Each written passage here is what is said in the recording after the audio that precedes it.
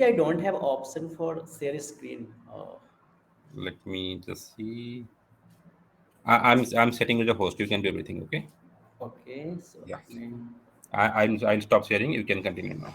Uh, yeah, thank you. Yeah, I see now.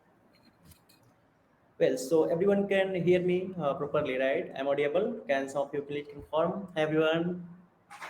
Yeah, we can hear you. Okay. Okay. So let me share my screen as well.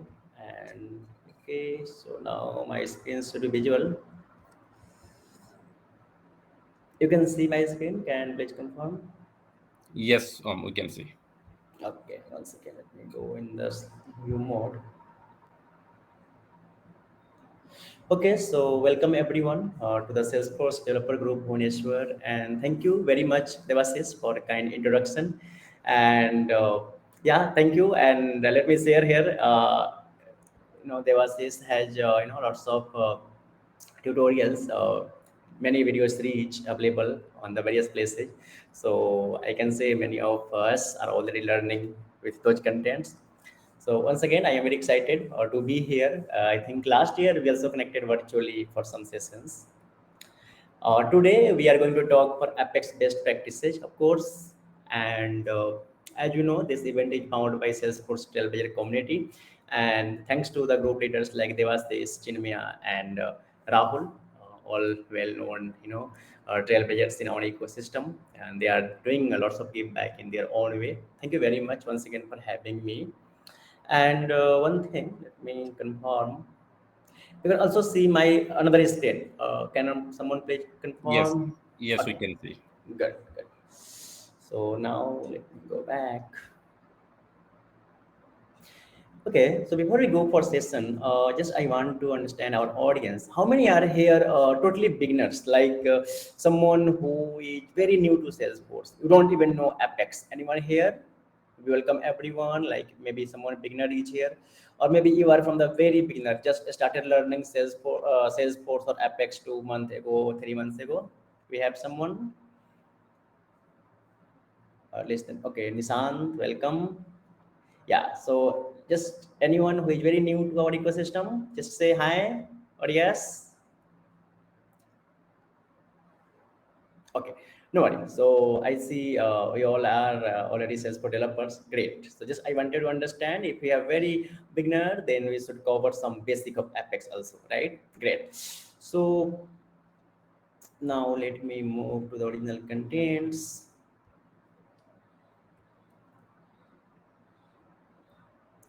We are trailblazer, right? We all are doing many initiative, I can say.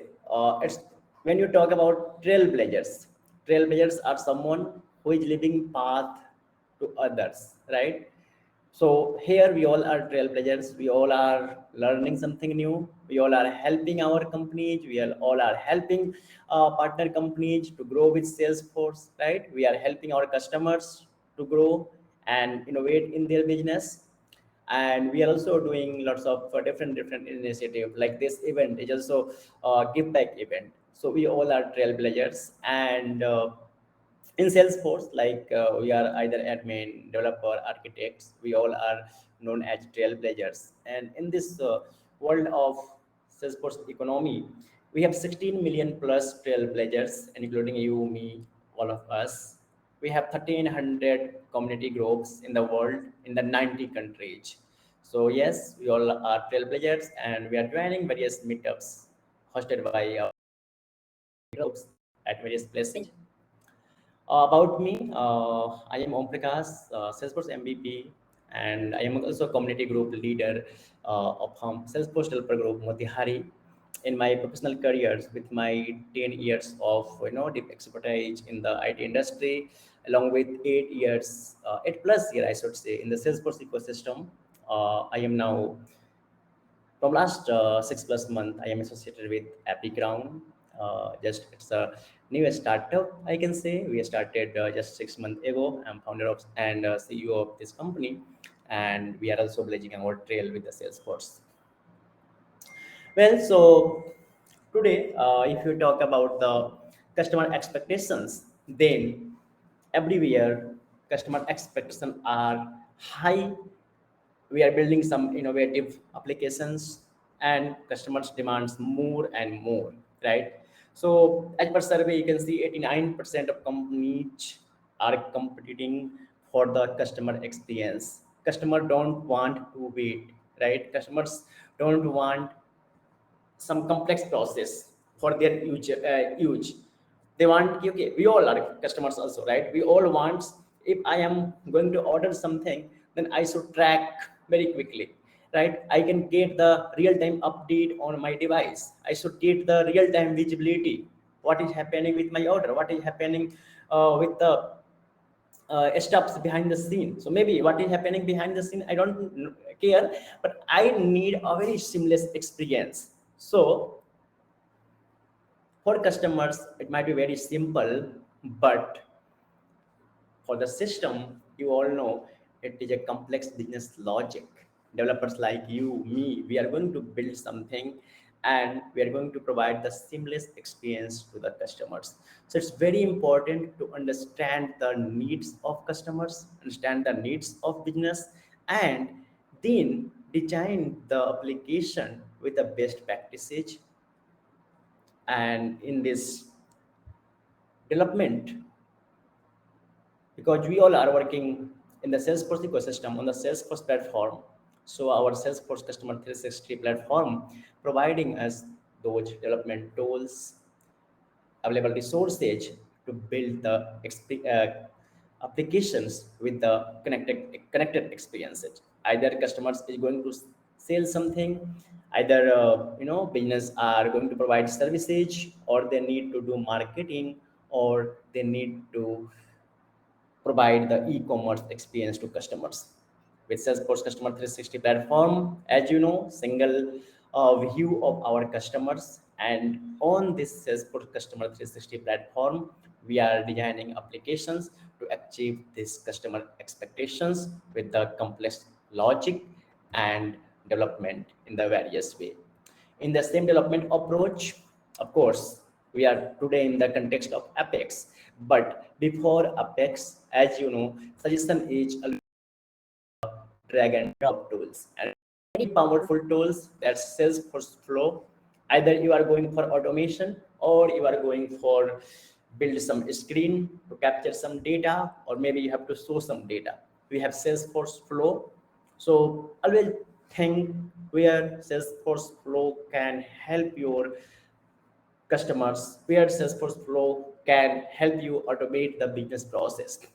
So you can design business process with clicks. You don't need to code. You can automate across the connected systems. Like I was talking in our customer 360 image here, like how we are providing connected experience. So here, with help of automation, we can deliver some functionality, and I can say some experiences to customers from the connected systems.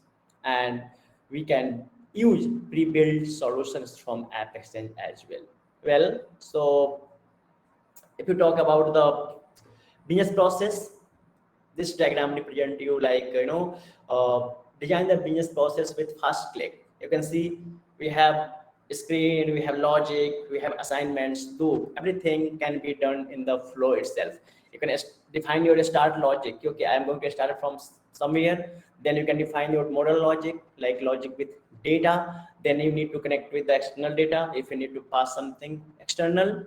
And you can create screens to collect or display data. Then you can also take the actions. Well, this is for the flow, and today our system is for Apex. So let's discuss some consideration where to go for Apex. Meanwhile, because we are connected virtually, so if some of you maybe face any issue, you can always text here, or you can just unmute yourself. I hope a few of you have already mic access. If not, you can text. Our host will enable you mic access as well. Well, so this comparison chart, you can see when we need to go for Apex, because I have already shared go with flow first, then come with Apex. So let's talk one by one. Okay, we are going to use some automation, and We have to update some field on the same record. Let's say example, once lead is updated, then I need to update a specific field on the same lead record. Well, you can do with before save flow trigger. In flow we also have before and after context, so best suggestion is go with this option. Well, you can do with after save as well, but it's not suggested because this is 10x faster in this context. So go with this.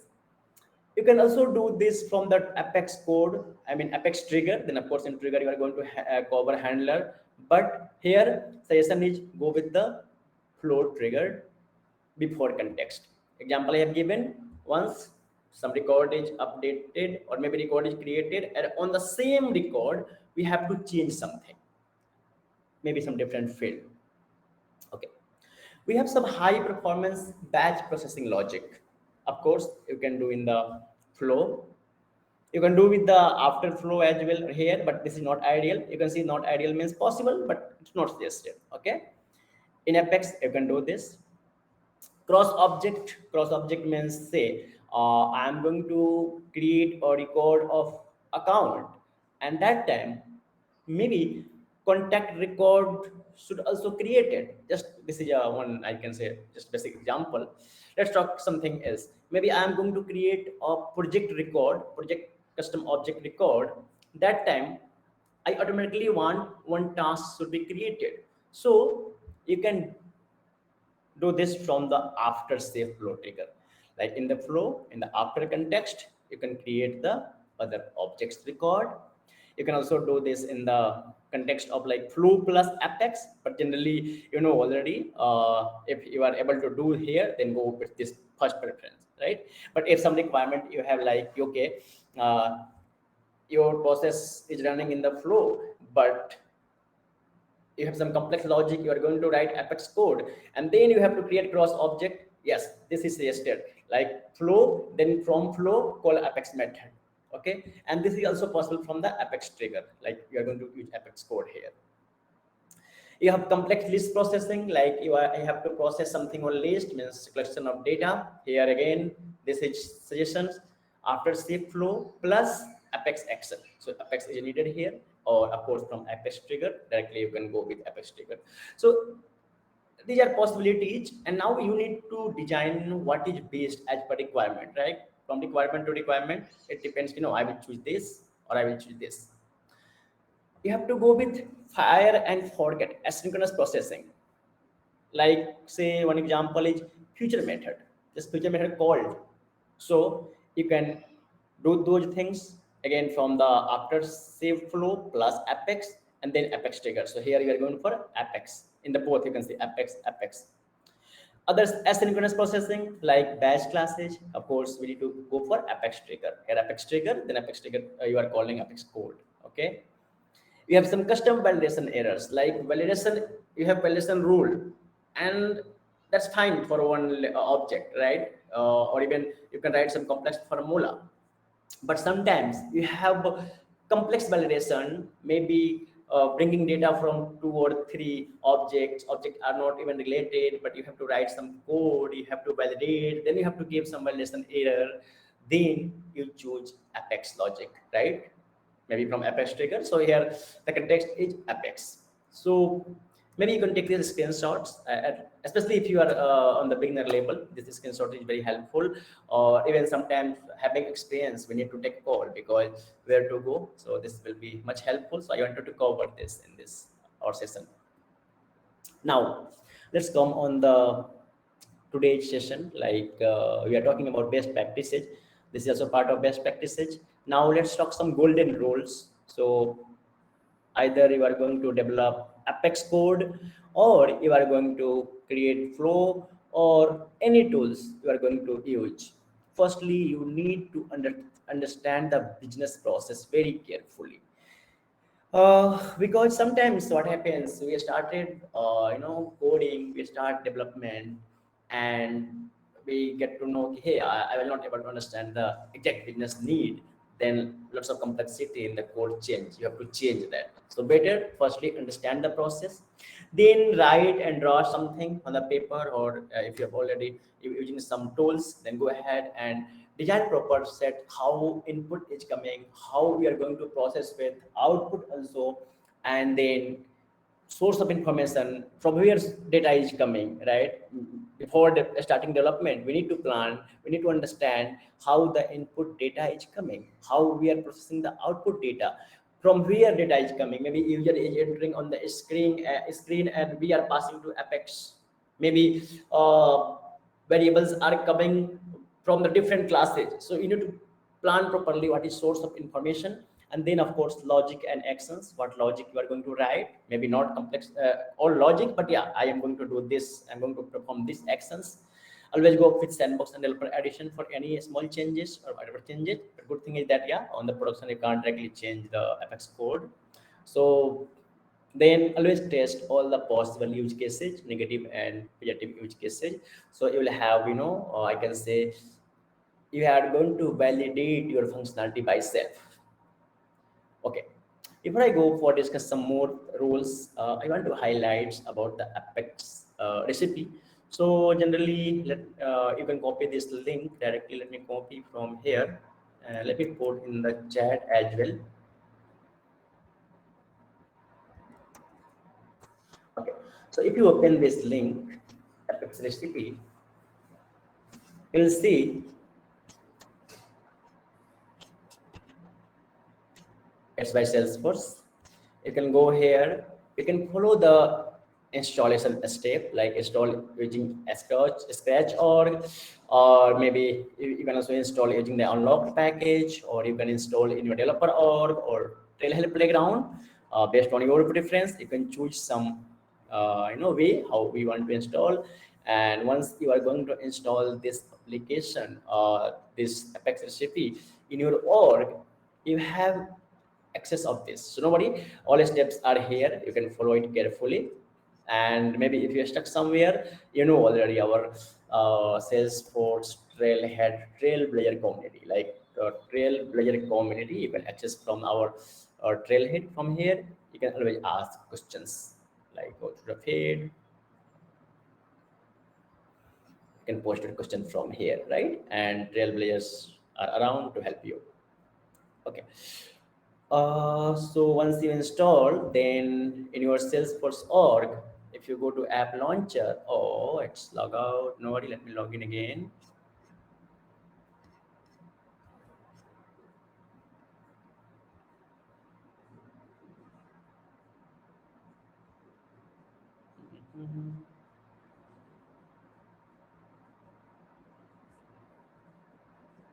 If I go for Apex, oh, sadly, this is not the that org. Nobody, let me log in to try. I am thinking in this.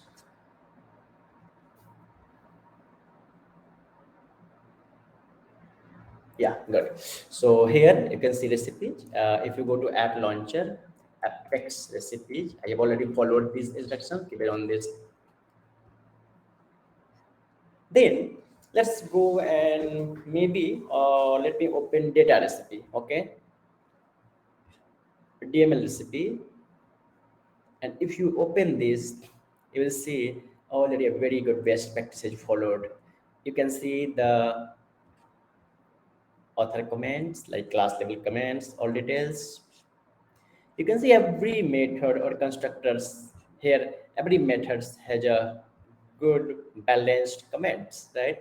Description, parameters, examples, and even all these codes are following the best practices. See, we are inserting something, then DML exception is happened, right? So why I'm showing this, if you are developer, simply go ahead, even in this org, if you go, because this is installed in your org, this app is installed in your org. So if I go to my Salesforce Apex class list, maybe from here, Apex class, Apex class,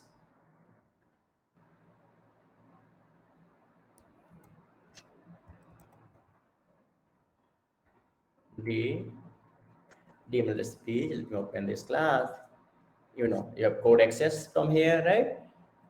You can play.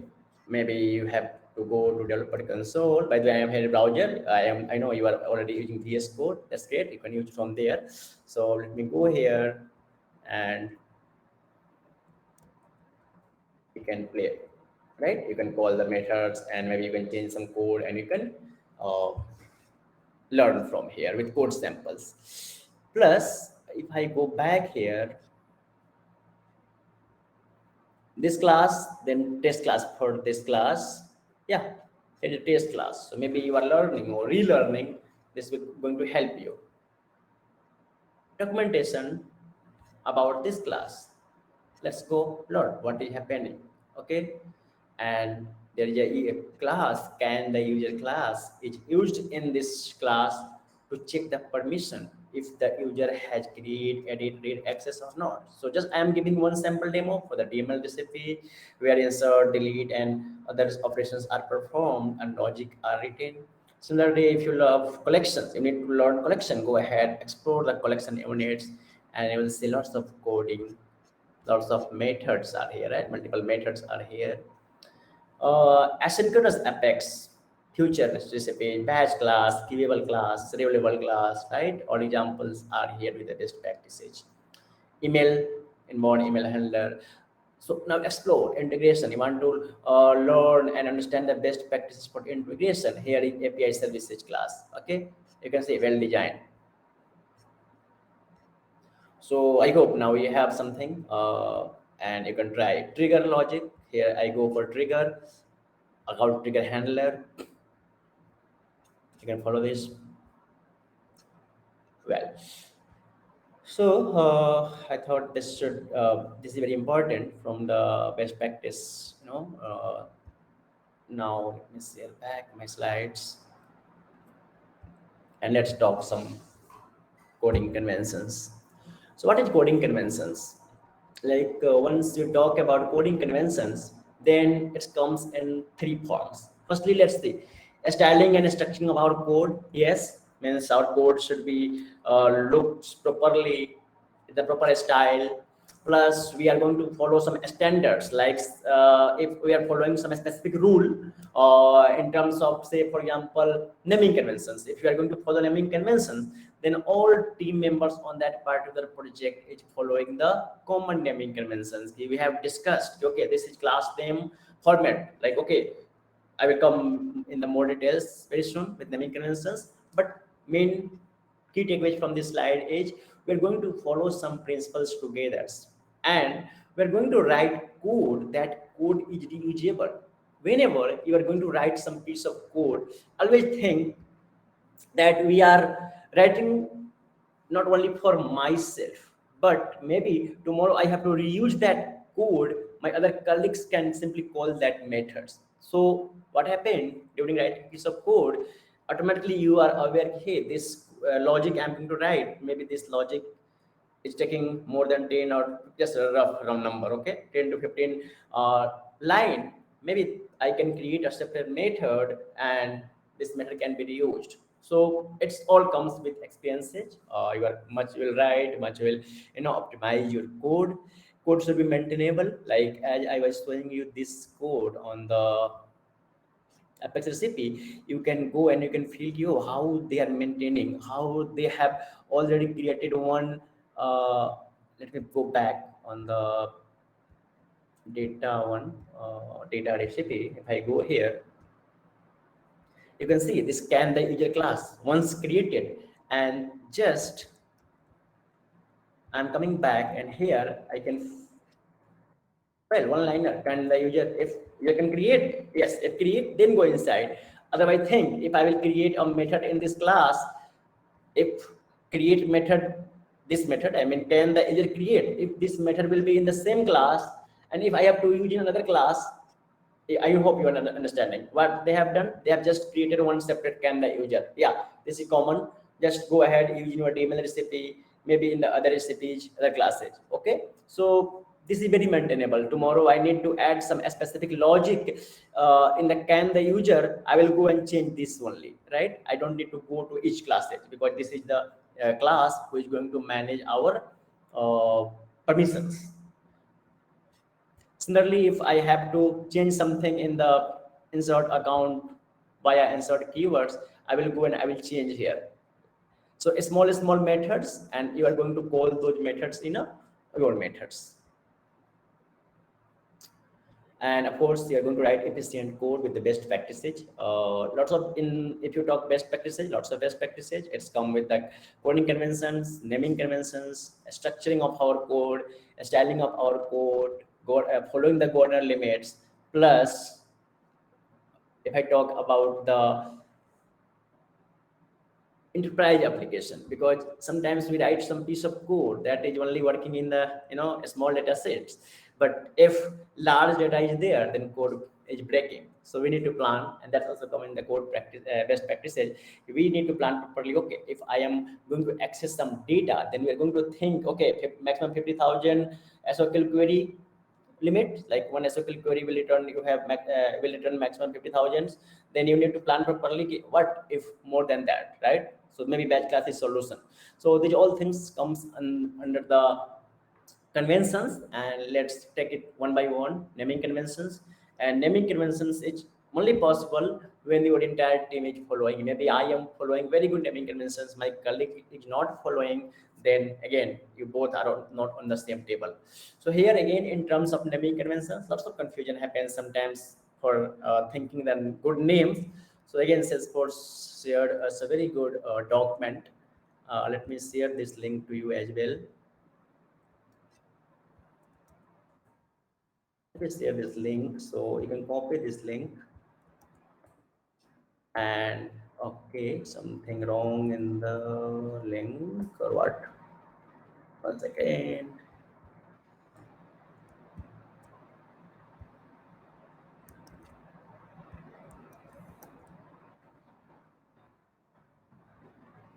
Maybe some extra character or a space in the previous link. So let me share you again. If I click here, yeah, I am able to access. So I will suggest just take, you can download the PDF version somewhere, or maybe, yeah, there is some option to download, or maybe you can simply bookmark this. So let's see. Apex class. This is just suggestion, not enforcing you. Hey, you have to follow this, but this is just one suggestion. Like for example, you are going to think naming convention for Apex class, then here you can see suggestion namespace underscore class name underscore option suffix. They have given some good comment and some example. Maybe you have to write some class, and you have to give a class name for this. Then they are suggesting us why this is wrong, not good, and why this is good.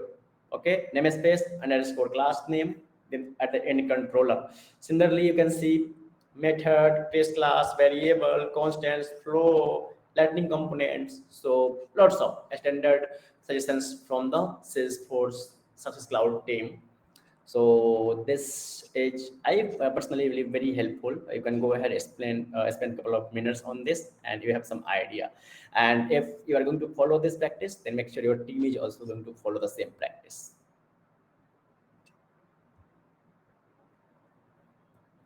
Okay. Now in Apex code, again, you can see few of the points are very well known points. We all are aware, we all are, but still sometimes in a hurry we keep doing mistakes. So session H, always avoid DML inside the loop, like or even bulkify your data manipulation language statements. What is meaning of this? Like we are going to write some DML, so always think for bulk. Always go in like if you are inserting something, then insert multiple record in one go instead of writing multiple DMLs. Use correction, use the list. If you are writing some comments, then manage the good balance between quality and quantity. In the Apex recipe code, you will experience there is a very good balance between quality and quantity, right? Like just don't put comment, just okay, I have to put comment, but comment should be meaningful comment. Avoid the for loop inside for loop. You can use map or maybe different strategy to avoid the loop inside loop. This is always keep in mind, because we are on the cloud and we have to follow. We have some resources and we have to follow some limits, right? Okay. Queries and assessment inside loop. Never go and never do SQL query inside the SQL query or even DML. Never in the for loop, because due to Gordon limits, your method will not run. It will, system failure that time. Keep logic out of your triggers, like use the handler class, or if you are using some trigger framework, then that's so great. But sometimes we start writing piece of code in trigger. No, keep your trigger very much clean and all logic outside of triggers. Create relationship between objects, because we have relational queries. We can access the field from child while querying on the parent, or we can also access the vice versa, right? So if two objects are related as per need, if it needed, then that's good, and you can of course reduce the number of queries. In the Apex coding, never do hard code. Sometimes maybe for quick testing we do hard coding, but suppose if I forget I am going to deploy on the production, then that code will not run on the production. Even many time that code will not pass your test coverage while deployment, right? So always avoid hard coding. Always follow the good structure, and your code should looks like, yeah, someone written the code, right? Like if you look code, maybe if I look my code I have written 10 years ago, and if I look today on the same code, I feel lots of improvement. Means look on your code and keep learning and keep adopting the new things. I think we have already discussed this with some examples. We try to break your method in a smaller methods, so maybe it can be reused. You can maintain easily. If you are debugging and you are able to find some errors, then you know where I have to fix, in which method I have to fix, and quickly you can go and update that methods. Of course, it says then if you are using Visual Studio Code, I am sure very much sure many of you are already using. Then we have very good Apex PMT extension there, and that is going to suggest you already must used best practices. So this is suggestions. Uh, Sometimes, like what happened, I look on some code during code review, then we found you have SQL queries, then there is for loop, and then we are creating a map, and we are putting ID in the key and S object in the. Let me show you. That's very quick one, but interesting one. If I go to my org, yep, maybe here.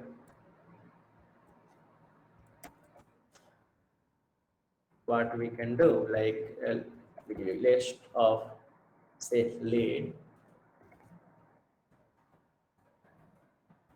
list a lead equal to here is your SQL query, we will select ID from lead. Okay, and now here is a for loop. I'm going to write a for loop lead obj, and I'm going to create a map ID comma lead.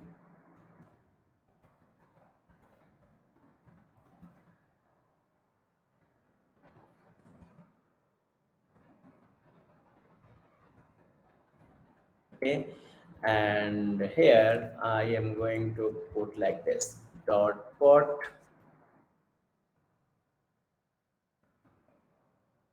obj lead dot id comma obj lead. Well, so you are doing this. If you look here, very easy way, just copy this,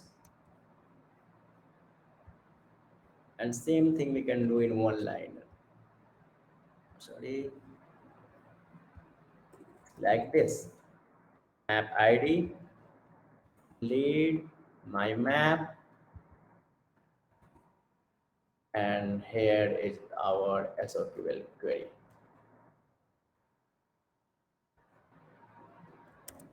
select ID from lead.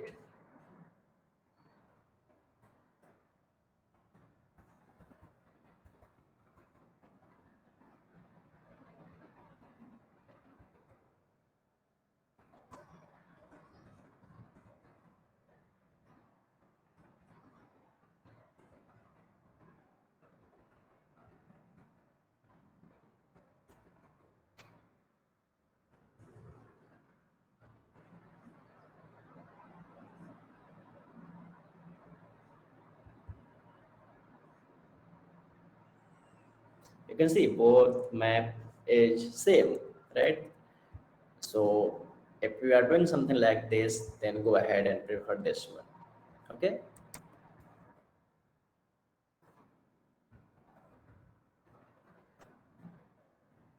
Well, so always use one trigger per object. That's why handler was also suggested earlier. Only exception case for this, like if you are using manage package, like if you have installed manage package in your org and that manage package has already trigger on lead, for example, then of course you can't modify that trigger. Then you are going to create your own lead trigger, that one per object. Okay. Apart from that, I don't feel any exception we have where we can go for multiple triggers only. Okay, so maybe in your org you have two manage package and both manage package has trigger on that object. That's good. Still you have to create your one for local, but this statement is for your own org, local org, one trigger per object. Rest everything in your handler classes. Bulgify your helper methods so that you can reuse the code applicable not only for helper, but here in the terms of trigger we are talking. But anyway, and if when you're getting some method, then make sure you are bulkifying that. Always keep corner limits in mind and use the limits apex method to avoid hitting corner limits. You know, we have limits class in the Salesforce apex. With help of that, you can control, you can check, maybe you can also check in the debug log, you can add some conditions. So I hope in the apex recipe I discussed earlier, you will find some use of limit classes there as well. Optimize your logic, repeating today, but yeah, of course, we are talking about how to optimize our codes.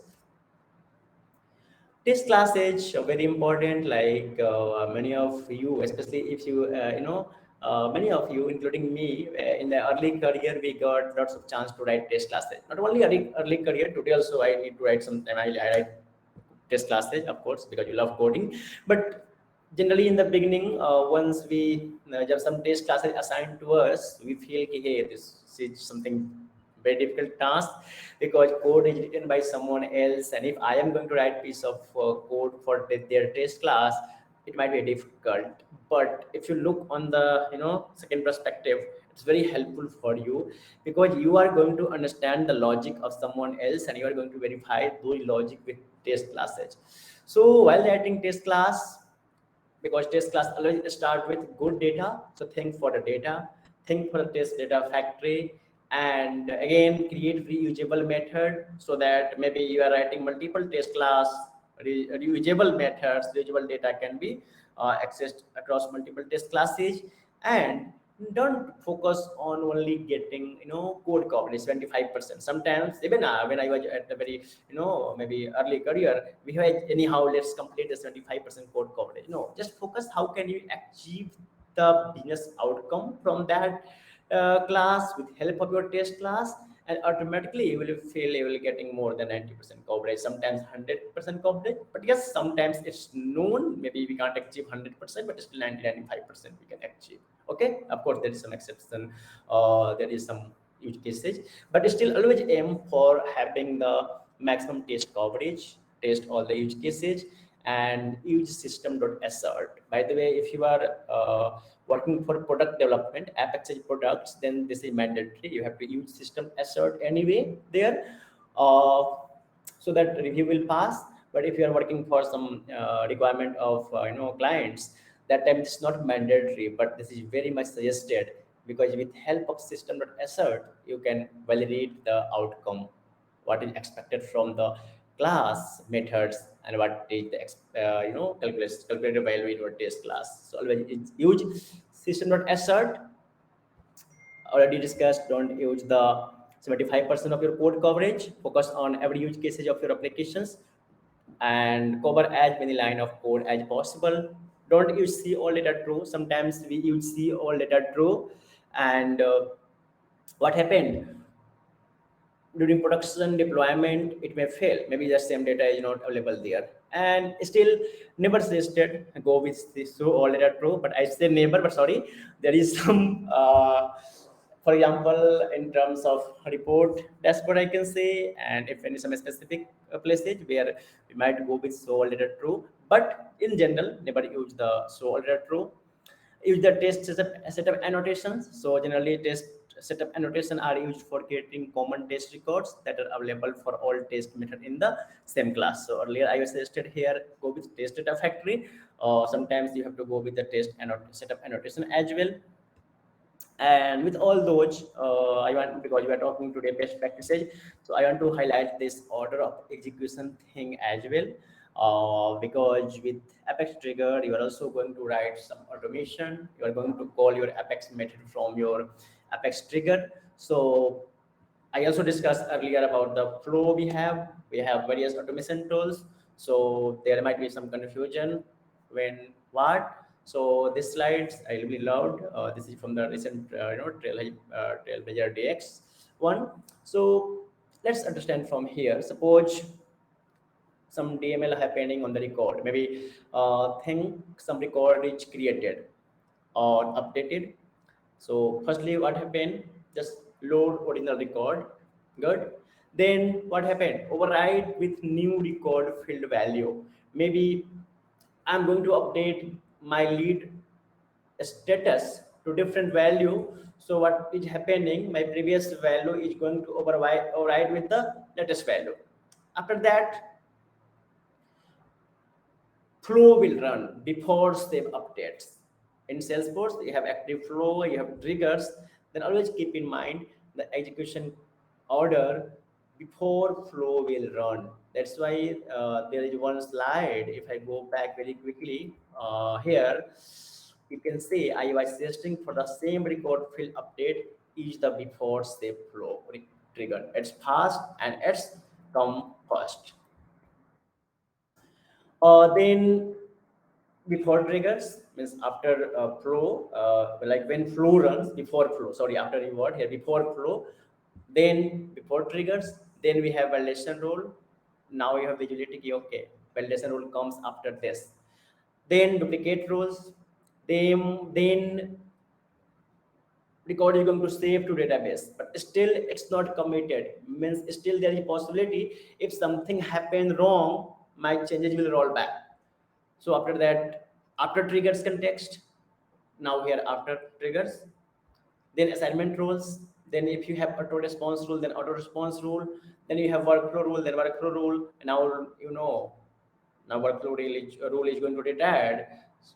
So yeah, now we have our flow here, right, in the early phase. Then if workflow rule is going to update the same record, it might be possible like workflow rule is running and there is update there, and then you're going to update the same record again. Same means this record which originated this process based on yes or no. If yes, go in the again before plus after triggers logic, then again process builder, then flows. In the flows, your rest of logics. After flow here, I can say because already our before flow was covered here, right? So after flows, then again your process builder, this process builder or this flow, if they are updating the same record means this record. If yes, then go again here, and here you can see recursion is happening. Yes means here and everything going to repeat. So you need to play to avoid the recursion. That's also come under the best practices. You need to think all the automation, and you need to plan, okay, if I need to stop the recursion or not. No, then escalation rule, then entitlement rules if these are in your org. Okay. Then at the end roll of somebody, and then the changes who are supposed to save here now going to commit to database now.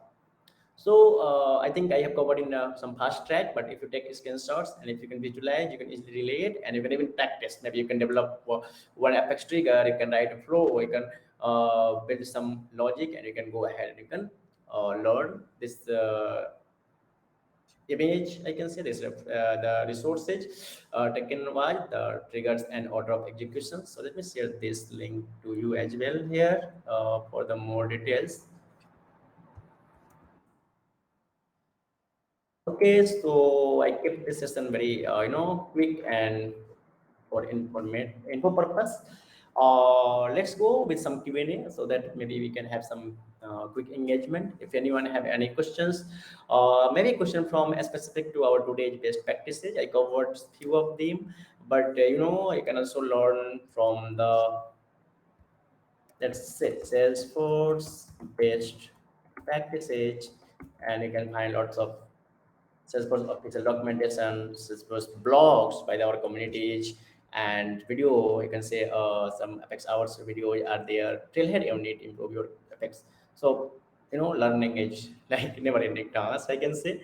So go ahead, explore more. But as of now, if anyone have any questions, I would love to discuss, and we can make it little engaging. So because till now I was only speaking. Okay. So any question anyone have? Even if anyone have question from the beginner perspective, maybe some career guidelines or anything, let's discuss. If no question, then no worry. Very good. I also got one quick message like or leader which not available on call now because of some of the urgent work. So that's fine, no issue. Let me. Oh, great. We have some Q&A as well. Let me read these questions one by one. Can see. Uh, Insan, what to choose between SFCC and SFDC? SFCC, SFDC, SFCC. Full form. Can you maybe please share full form? I am a little confused. Nissan, what is SFDC and SFCC? Hmm. SFCC in Salesforce. Let me Google. Okay, it's referred to Salesforce Commerce Cloud. Great, got it. So yes, we have some learning resources for the Salesforce Commerce Cloud, and I think on the plural side also, or even on the trailhead, if you go, you can visualize the basic of Commerce Cloud. And let me share you some reference if I have Salesforce Commerce Cloud.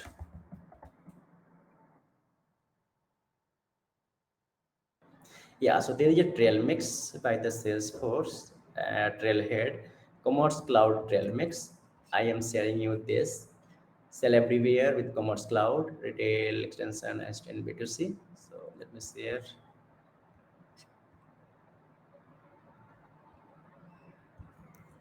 Okay. So I've shared in the question. Also, I am replying here in the chat. Okay. What will happen if you use nested loop? Very good, Satyam. Satyam is also asking what will happen if you cross border limits in a transaction. Well, so let's go with a quick demo for this. Okay. So I hope my screen is again visible. So let me take one by one. Satyam is asking what will happen. How can we land product-based companies with Salesforce? Okay. Well, I think one question I missed. How can we land to product-based companies with Salesforce? Okay, so as I understand, you are looking to start your career with some product development companies who is building some product application, right, Nissan? If yes, then answer is C. Like either you are working with product-based companies or service-based companies. Every company has their own recruitment criteria. Maybe you need to check their openings, and of course you know Salesforce, and if they are working on Salesforce, if you're matching with their criteria, then based on interview we can join that. I hope I understand the question. If not, please text. Okay, so Satyam asked what will happen if you cross border limit in a transaction. What happened? Let me share with a quick example. Okay, here I am going to write for loop, and let me write. My screen is visible, I hope. Yes. Yeah, it's visible. For integer, maybe count equal to 0, count less than equal to, let's say, 250. Just I'm taking 1000, okay? And count plus plus. And what I'm going to do, lead objl equal to new lead, and I'm going to create lead in the for loop, okay? And it's obj lead dot last name, okay, plus maybe count, so it will like this, okay? And company,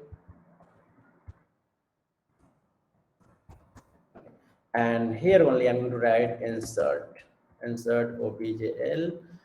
Maybe I can move this outside as well, like this, one time declaration, then assignment multiple time, and let's see what happened. Execute.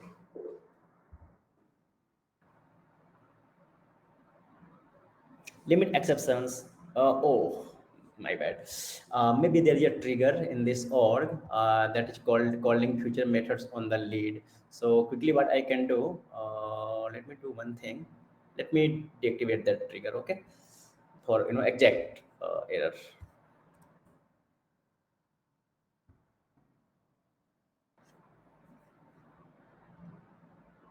setup.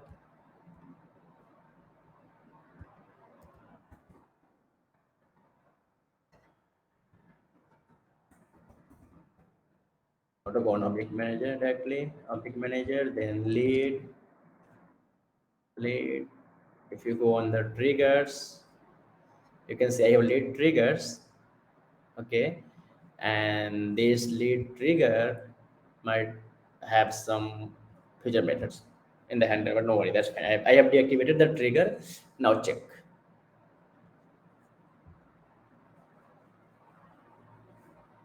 See, system.limit exception too many DML statements 151. So here I am going to hit the quarter limit, and this is limit exception. If this code is in my method in Apex class, then that program will be terminated. Okay, because we are going to hit the border limit. So session age here introduced one list of lead.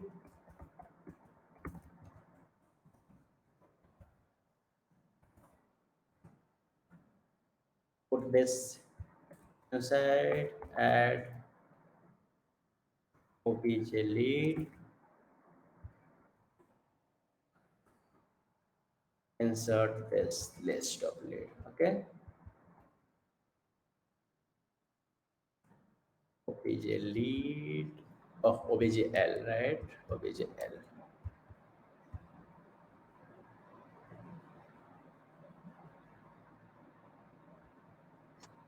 If I go to my org, then I have records like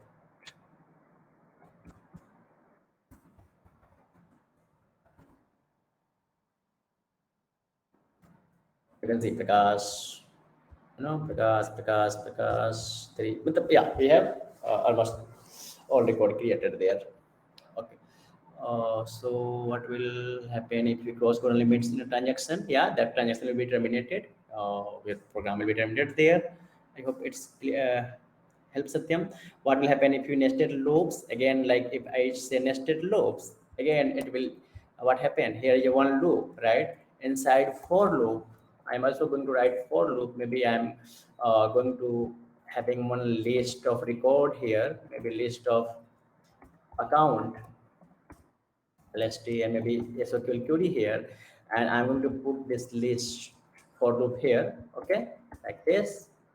So you see, first for loop, then I mean first element from here, then first element from here. It's going to take much time for CPU, so it might be possible based on the data, CPU limit will happen. Okay, CPU limit exception will come. CPU timeout will happen. Then Pulkit asking, can we order flows and triggers so that they can run in sequence? can we order flows and triggers so that they can run in sequence.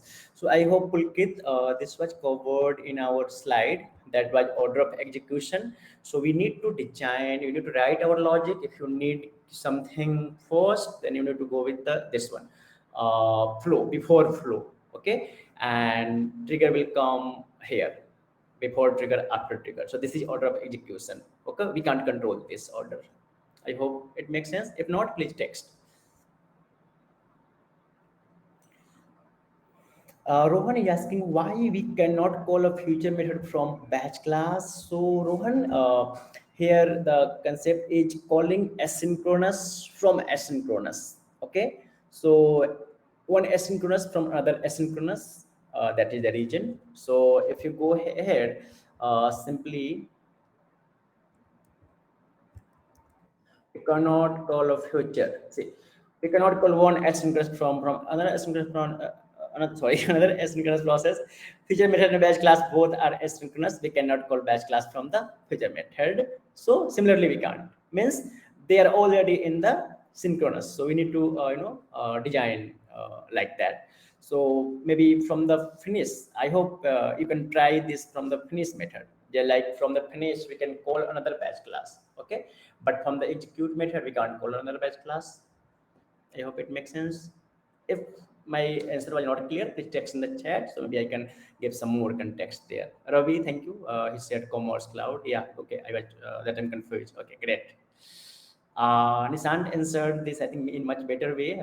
For previous question, I think there was what is okay. Sorry, I missed the first one. What is SFDC and SFCC?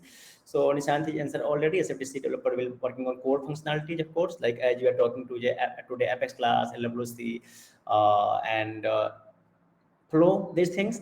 And Commerce Cloud is specific for the Commerce Cloud. I have shared one trail message earlier. Thank you, Nishant, for answering here as well.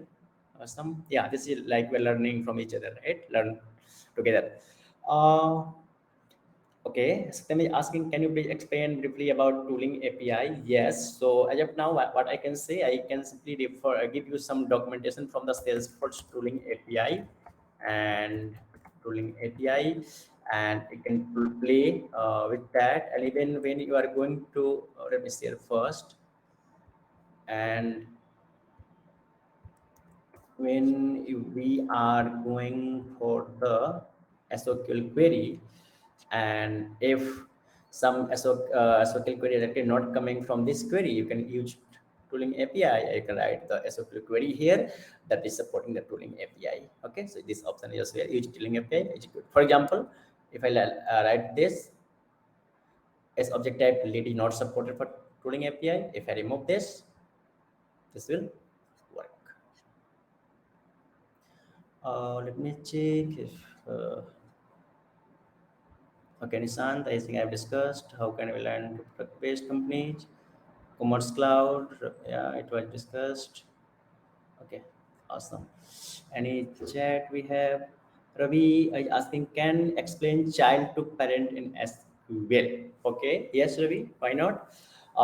Parent to child and child to parent. Okay, before writing some code, I want to give you some specific trailer module.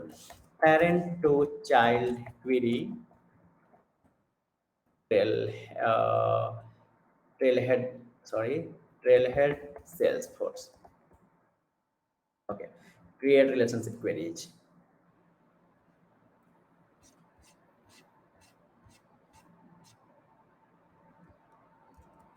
Okay. Uh, so this one. Okay. Please take this and let's quickly discuss here as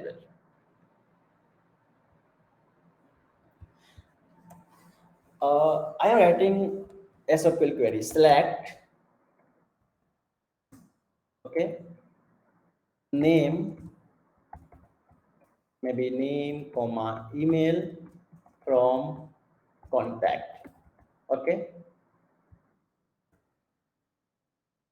Name, email from contact. And you know, contact parent is here, contact and account is parent of contact, right? And I need to take some field from parent Then account dot name. How? If I go on the object manager, if I search contact, and here you can see account is parent, like a lookup account, right? So I can copy this API name by this is standard. So account ID is here, but if you go here, account name, you can see this field name account, and here with account, on the account we also have name, right? On the account, if I go on the account object manager account, on the account we have name, we have account number, maybe account number. So with help of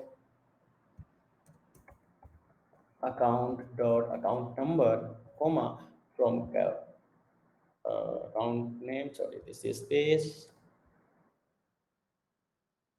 So what we are doing, we are making query on child object here, contact, but we are also accessing field of parents, right?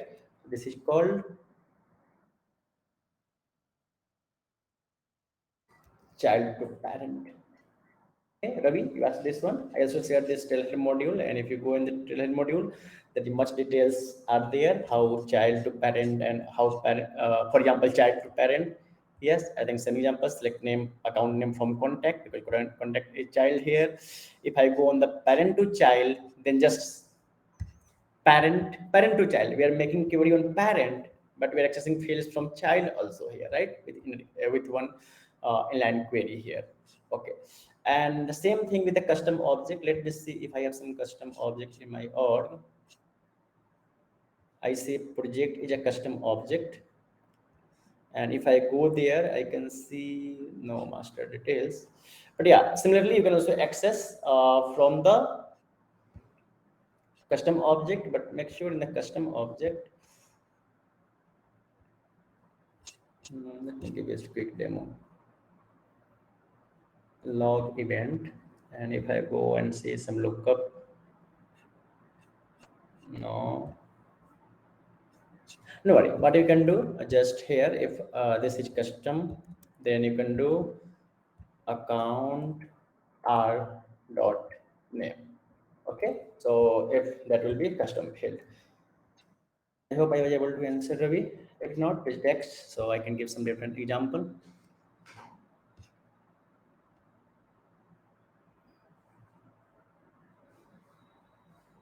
Yes, sir. So what is exactly happening that when we check that box, the records are retrieved from DB? Satyam, maybe this is related to our my previous answer. Any? What is exactly happening that when we check that box? Which box? Maybe sorry, I missed. Okay. Then there is a question. Could you explain why a batch class supports queuable and tooling API? Okay, so Satyam, few custom objects support few objects which support tooling API. Then there is option to check that tooling option. And the question, could you explain why batch class supports queuable and not the future methods? Maybe I should rephrase this question. So as I understand, you are asking batch class supports queuable and not the future methods. What do you mean by batch class supports queuable? Means you are going to call a queuable method from finish. This is a question. Can you please text in the chat? So let me summarize. You can call of course, we can call a queuable from the finish method of our batch class as well. And if I say queuable and future, then if you are stuck in the limit of future method, then go for the use the queuable. Okay, so I think maybe I'm not understand the question. Maybe please you can retype here.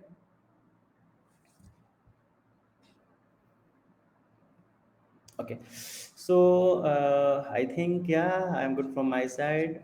Thank you everyone for joining this call, and thank you everyone for asking no some questions. I hope I was able to help you with the your questions. If not, I will suggest you can always reach out to me on my LinkedIn or Twitter. You can text me there. I will try to help as per my knowledge. And as I mentioned earlier, we have our Salesforce Trailblazer community. You can go ahead and you can always ask the questions in our Trailblazer community. So the great benefit of that asking question here is, maybe you are asking question from me, maybe I'm not aware with some topic, I will confuse, I will do some R&D. But if you are here on the trailblazer community, it's our public community. Many trailblazers are live. You can see some answer leaderboard as well. So you can get the reply from the many trailblazers around. Okay, so thank you once again, everyone. As I mentioned, I have talked with Devastis, and now group leaders are not available. So let's end this session for now. Okay, I'm going to stop the recording as well. Thank you. Bye bye.